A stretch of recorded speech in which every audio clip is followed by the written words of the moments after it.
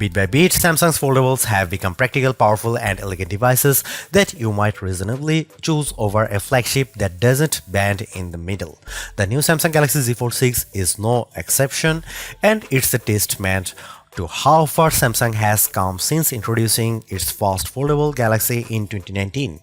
The Galaxy Z Fold 6 bears almost no resemblance to the original Fold, and the changes are all for the good in the areas that matter.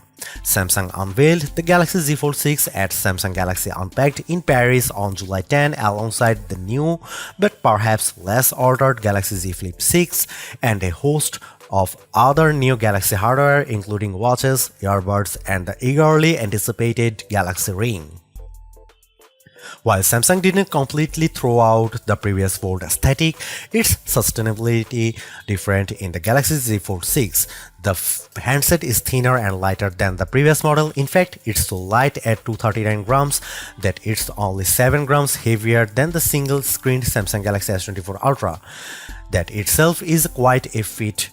Granted, there may be some material differences like armor aluminum on the Galaxy Z Fold 6 versus S24 Ultra's titanium body, and the Galaxy Z Fold 6 feels noticeably lighter than the Z Fold 5 that I brought with me to Paris for the sake of comparison.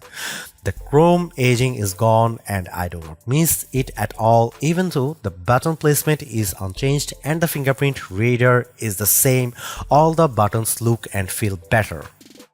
Unfolded, the Fold 6 is thinner than the Fold 5 and it's also slightly shorter and slightly wider than the last foldable flagship. In a quick comparison with the Google Pixel Fold, though the Fold 6 maintains the height advantage. The newly squared corners and visibly thinner bezels give the tablet-sized screen a more expansive and cleaner feel. The main screen crease is still visible but less so than it was on the Z Fold 5. It's impressive how year-over-year Samsung moves the art of this technology a little closer to perfect. The crease-free Fold is coming someday. Samsung told me it's strengthened the hinge by adding more steel to the dual rail system. That system, by the way, is more or less sealed, which means it doesn't need tiny brushes inside the hinge to push out debris. Still, while the phone is rated to survive 30 minutes in a meter of water, its ability to withstand a dust storm might be a bit less certain, which is why it has an IP8X rating and not IP68. Both the main and the cover screens look bigger and better than ever. The cover screen benefits from a shrinking bezel that adds a tiny bit of screen real estate without making the phone much wider. The inside display, which is still AMOLED, does get some important updates. It's now at 2600 nits, much brighter than the one on the Z Fold 5, and includes adaptive refresh rate up to 120Hz. There are also more software controls including vibrancy. However, the most notable folding screen update may be one you can't see.